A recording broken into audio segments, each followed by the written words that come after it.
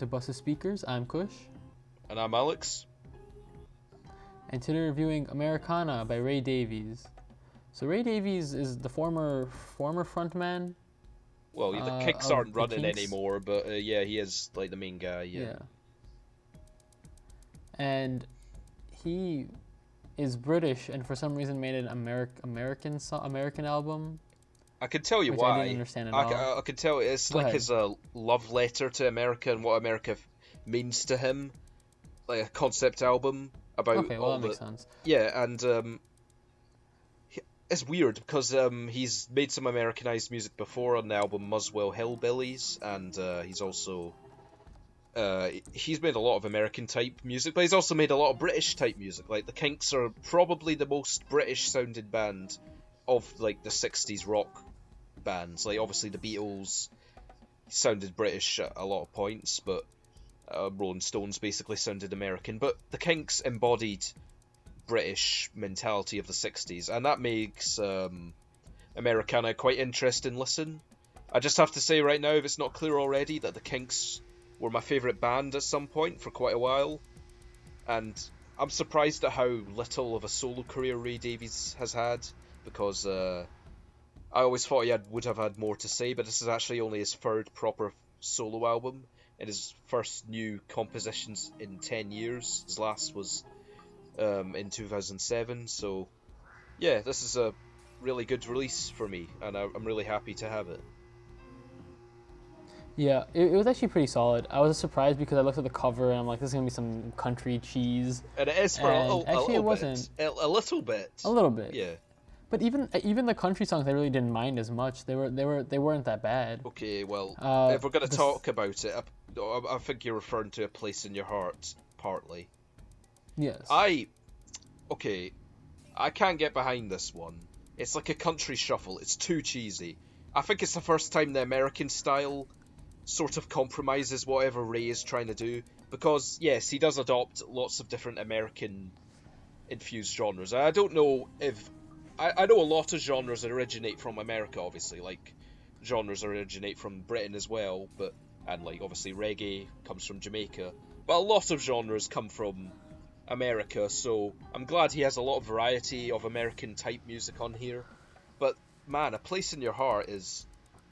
whoever this female vocalist is kind of needs to stop, because I think Ray is the one I want to hear, and maybe that's a bit harsh, but it's just weird. It sounds like another person trying to sing whatever Ray can do, and it's just a randomly bad country shuffle. It's arguably one of the worst I've ever heard Ray attempt. Some nice vocals, and a decent sentiment, but that's the one song that I don't like, and maybe I shouldn't start with it, because it makes me sound like I'm really negative about the album. But it's the one song I don't like that much, but I don't know. Maybe it's okay. Well, actually, that's quite interesting, because I didn't like the song, but the reason I wasn't as upset by it, because I'm not a big country fan.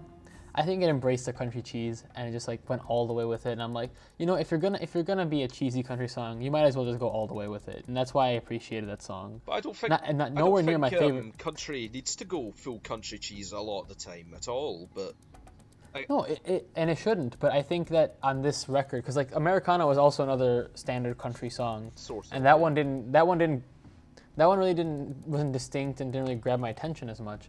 At least this one grabbed my attention. I was like, wow, this guy really loves country music, and he just took every country stereotype, smashed it into one song, and made this. My favourite is I've heard that beat before, because it goes together with The Man Upstairs, which is like... Yeah, that was cool. Okay, right, The Man Upstairs is like... He talks about troubles touring with the Kinks in the 60s, and how he had arguments in the Kinks in tour rooms, and that's how all the arguments began, is basically touring. It makes it sound like it's a fragment from a autobiography in a way. It's kind of cool, but then I've heard that beat before, has a great beat, fittingly, and such a character-filled and loving melodic guitar line. It almost feels like doo-wop or barbershop quartet, but without the barbershop. It almost feels similar to what Bob was doing instrumentally on Bob Dylan on Triplicate a little bit. But this is far the best song on here, because it's so lovely and melodic. And here's the thing, Ray, I think this is one of his best songs ever. Like, all of the Kinks material, some of the best, rivals this. And on the last Ray Davies album, he had another song called Imaginary Man, which was also one of his best. So, I love that song. It honestly, it's hard to describe. I think whenever you love a song, it's good when you can't describe why you love it, but that song was really eye-opening to me. I thought that was really interesting. My favorite song was The Invaders, personally. It's pretty good. Probably the best lyrics on the album, I would say. Because he's talking about, as a member of the Kinks, when they first came to America, people would harass them and call them gay or females or whatever and so on. And Yeah. I was just thinking about it, and I'm like, this is really relevant because currently it's not the British anymore. Now we're just harassing other people in America, and I think he's self-aware about that. He knows what's going on, and that's why he made that song, because he's like, yo, guys, listen up. You did this before. Stop. It's not a good way to do things. And so that was a good song with a really good lyricism in them. But another good song I really liked was I think Message from the Road, which is really cool, because the first is Ray Davies sending a letter back home, and then the second verse is a message coming to him, and the second verse saying how much more that Ray Davies means to that person than the girl means to Ray Davies. Yeah, that was a I really think it's a common cool concept. It's a common theme throughout this album that Ray doesn't get attached to other people as other people get attached to him, and I guess he thinks of it as a flaw because he can't really make those heart-to-heart connections. Man, the problem with people is that they don't appreciate a little precious melody like on that one. Like, some of the best Kinks songs are when he just buckles down with a piano, an acoustic guitar, Ray's vocals, and a really interesting lyrical idea, like you're saying. I like the female vocalist a lot, actually. Yeah. That was a really interesting concept. And Silent Movie is another interlude which is quite interesting, because he's talking to Alex Chilton from Big Star, who died in 2010, talking about how songs are like cheating time, how if you play a song from before, it's like transports you back to that time, and then they're like silent while a rock and roll cowboy movie is on. Like, I like how these like interludes actually like lead into the next track. That you don't always get that with an interlude. So yeah, and Rock and Roll Cowboys is like apparently the big track on the album. Or that is the first single, I guess. But there is the case that you shouldn't be glorifying cowboys as heroes when they were like outlaws and killers. But I guess they must have seemed cool at some point. And it is nice to hear how much they mean to Ray. And the line, "Night falls, the coyote calls beneath the full moon," is a good line that sets up a lot of imagery without saying much, which is what Ray Davies excels at. Yeah, so he doesn't have Dave Davies anymore from the Kinks, but he's still a really good guitarist in his own right. But yeah, I thought that was another good song. There's one more song that I really didn't. I thought was kind of okay. Was "Change for Change." No, I really like that one. I just didn't know what the hell he was trying to talk about. Okay, yeah. Like he kept rambling and rambling, but I didn't get the general message of what he's trying to say. Cause sometimes he sounded like ironic, sometimes he sounded like serious. I wasn't sure. That's the problem with Ray. You can never tell when he's being ironic or like tongue-in-cheek or really serious. Like on Americana, I can't tell fully whether it's a love letter to America or like tongue-in-cheek, like taking the crap out of America. Like, there's elements of both that make me look both ways on that issue. But Change for Change, I think he sounds really old on this track. Like the first where he sounds really old, and I think he does that on purpose. This is such a really odd and unexpected guitar playing as well. It's like really muffled and weird. It's like a slap guitar, really minimal. Probably one of the most interesting things he's ever attempted. But nice lyrics, I'd have to say. I personally thought he was talking about changing yourself to change the world, otherwise the future generations won't change either. I don't know. It was quite confusing, but I wasn't really focusing on the lyrics with that song, really. Yeah, but overall, I thought this was a pretty solid album. Even like the country songs really didn't like make me upset at all or like just bore me. The worst the most like criticism I can give any song on this album is that it's just kind of bland. But Yeah, a lot of like these songs had a lot of texture. a long drive home to Tarzana. Would you agree is like quite pleasant but a bit bland? I'd say. Yes, it didn't really get anywhere. But I think a lot of this album had a lot of unique aspects, a lot of interesting things going on, and it kept me interested for the most part for a lot of these songs.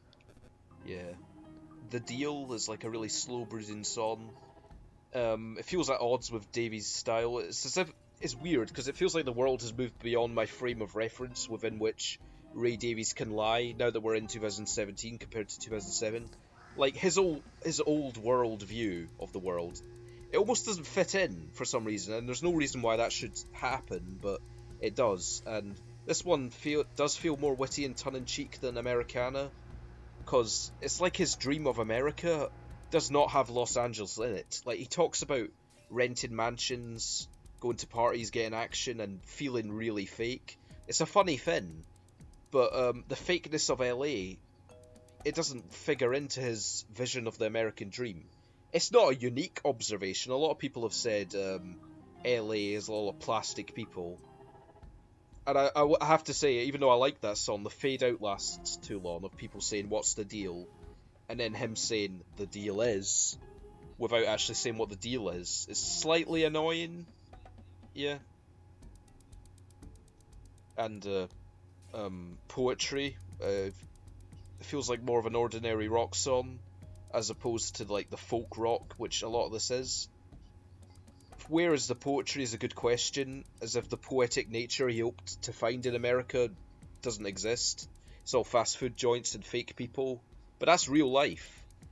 Like, obviously he had a picture of America in his head, and it didn't happen, so...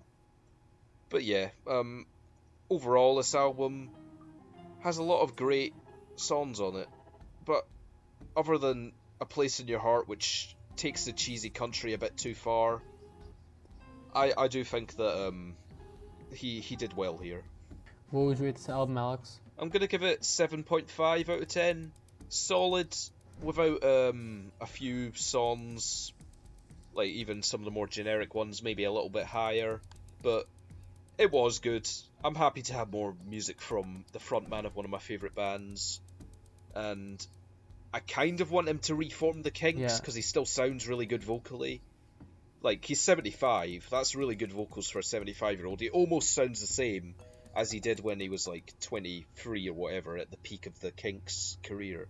But he does a really good job here, and it has some really great songs. And the concept of America is really solid throughout. Like, he keeps that up the whole way through, which is really cool to see. Yeah. So for me, it's gonna be a 7 out of 10. I actually thoroughly enjoyed this project. There were quite a few songs and that I actually enjoyed. A couple ones that were a bit more bland than others, but still had some good sounds. And I think his vocal performance is the best it has been in years. So I think overall this is just a solid record. A bunch of good tunes on here, and there's not much more to say. I mean, there's a couple things I didn't enjoy, but that's very minimal compared to the amount that I did. Yeah. Well, if that's it, then thanks for tuning to Bus Speakers. We hope you enjoyed this video. Let us know what you think about this album in the comments below. And check us out on social media.